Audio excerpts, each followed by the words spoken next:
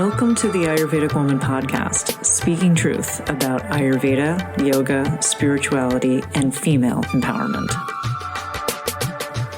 Jai Bhagwan, everybody, and welcome to the Ayurvedic Woman podcast. I'm your host, Dr. Satyavani, and I think we might actually be experiencing spring. It is April 8th here in Boise, Idaho, and it is still trying to be spring. Yesterday it was like 70 degrees, but the day before it like snowed. I don't understand the weather here, but what is ironic about it though is that today's topic is about tolerance. And the past few weeks I've been thinking a lot about tolerance, and not just because of the weather, but there's a lot of definitions of tolerance, and I'd like to share a few with you that I've investigated. And the first one is sympathy or indulgence for beliefs or practices differing from or conflicting with one's own. Second definition, the capacity of the body to endure or become less responsive to a substance, such as a drug, or a psychological insult, especially with repeated use or exposure. The third is relative capacity of an organism to grow or thrive when subjected to an unfavorable environmental factor.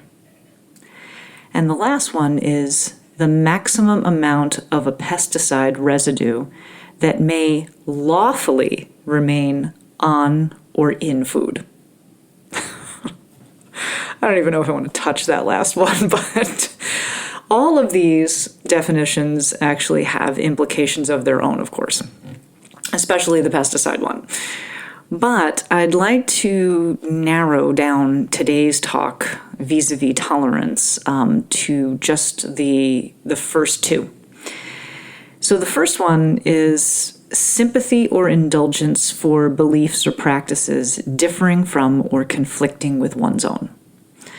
And the second one is the capacity of the body to endure or become less responsive to a substance, such as a drug, or a psychological insult, especially with repeated use or exposure. So to loop this into classical yoga, tolerance is a word that's actually being used interchangeably with this idea of santosha, or contentment. And in the Yoga Sutras by Patanjali, he says in Pada 2, Book 2, Sutra 33, that, quote, when disturbed by negative thoughts, opposite, and in parentheses it says positive, ones should be thought of. This is pratipaksha bhavana. And the idea of bhavana translates to mean development, cultivating. It actually also means inquiry. And santosha, contentment or tolerance, gives us the idea that in order to achieve pure, unadulterated joy, we must look toward contentment. In Ayurvedic medicine, we look at a patient's tolerance level through diet, lifestyle, and changes in consciousness, those belief systems that get and can get stuck in loops in our minds with little room for shift or change. So if we know the tolerance point, we can incrementally recommend change so shifts begin to happen.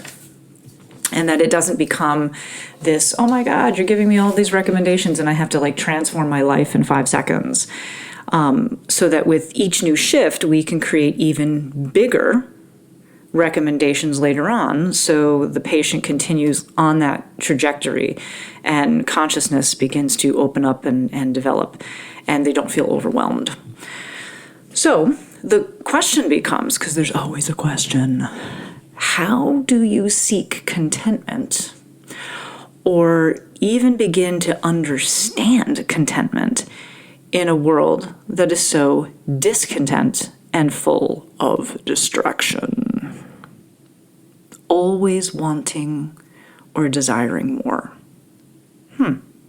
Now, hold those questions in your mind for a moment, or the ones that I planted in your mind, or other questions that you have. Just hold those in your mind for a second. And let's go back to that second definition about tolerance: the capacity of the body to endure or become less responsive to a substance, such as a drug, or a psychological insult, especially with repeated use or exposure. Now, in a world that is forever pressuring us in physical and mental, emotional, spiritual ways, let's look at the past 2 years as an experience, as an example. How do you endure? How do you sustain? How do you shift positively and not get sucked into the vortex? These are hard questions, and actually very, very real ones at that. Okay, so I'm going to throw this at you. How do you do it? Accepting what is as it is. We become tolerant because we become intolerant because we are on a constant seesaw of emotion. And this, in classical yoga, is known as the interplay between raga and dvesha, like and dislike. We want more of what we like naturally, and we want less, and even run away from, in a lot of circumstances, what we don't like. And we cannot accept what is as it is because we're on this seesaw. Tolerance, or contentment, santosha, is that balance point. Accepting the what is as it is and not feeling any sense of having to disturb that. We don't need to fix what is uncomfortable. We don't need to feel more of what is comfortable. We just allow it to be. Like, let it stand there. Look at it as if you were staring at a flower. And that's hard. Hands down, really hard. The most fascinating thing about this is that if we just allow, we grow in all ways. Kind of like that flower. If I'm just looking at the flower, eventually that flower is going to grow. It is also completely on the opposite end of the spectrum of what we do in day-to-day life. Now, to be clear, I'm not suggesting that we just accept what is as it is and stay inert. No, that's not what I'm saying. But what I am saying is that getting spun up or soothed in anything is completely and utterly useless. It's kind of like regret and worry. Useless emotions, completely and utterly useless emotions that produce zero in our lives except drama. If you regret that you did or did not do something, it doesn't change anything, not one thing. If you do the same with worry about any situation in your life, it does nothing to change the outcome. Nothing. And I'm saying that accepting what is as it is takes off the table a whole myriad of connected sub-emotions and psychological processes. We get our minds out of the spin. We get everything cleared out, and we can just focus on a plan for moving ahead. It's actually kind of a relief. In many ways, the idea of contentment is a precursor for action. If we're content with whatever's in front of us and have zero emotional reaction to it, whether it's attachment or disgust, we can always move forward. We are starting from a place of solidity, a knowing that regardless, we are in a solid place and we don't go through the mind games of emotion that are so exhausting. We can just move forward. Does that make sense? I kind of dig that. I'm going to experiment with this for a while. Tolerance gives us the ability to fortify.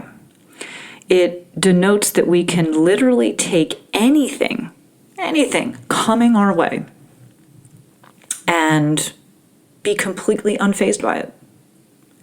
We can accept and then proceed on the path with no mental hopscotch and no psychological drama. So it's like, hey, this is what it is. So now that I know that, here's information. How do I just move forward?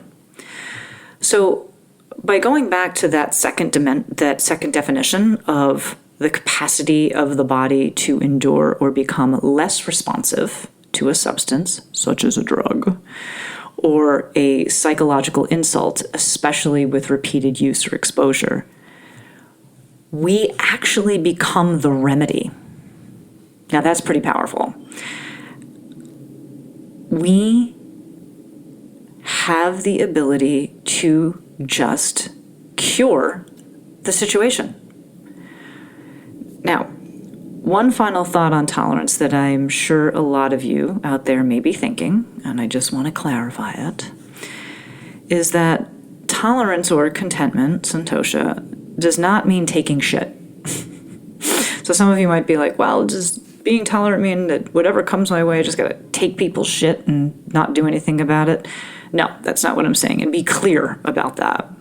It does not mean that I have to just take whatever abusive crap comes my way and like it. No. What it means is that whatever crap does come your way, you stand unaffected because you have accepted the reality of the situation and have ascribed no emotional value to it and have moved on. See, our problem as human beings, and especially in a drama-filled culture, is that we always feel like we have to have some sort of reaction to something. We have to either agree with somebody or disagree with somebody or argue our point, or like there has to be some response. And actually the most yogic of ways is to say to ourselves, like, okay, like here's some reality in front of me, and to not react at all. You actually sustain your inner peace that way. And again, you become the remedy. Like, nope, I'm stopping this infection from coming in my direction. Does that make sense? I hope so. Well, here we are. And so how can you start practicing tolerance in your life today? Not tomorrow, not next week, but today. Because the sooner we do that, the better things are. I'd love to hear about it. In the YouTube comment section, please share. Share how you're doing that in your life today. I would love to hear about it. And ladies, one last thing before I go is join the Woman Warrior online circle.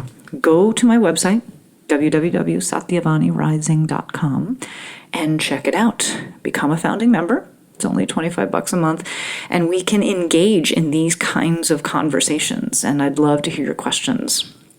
I promise you won't regret it. That's it for today, my friends. Jai Bhagwan, and as always, may your soul be victorious.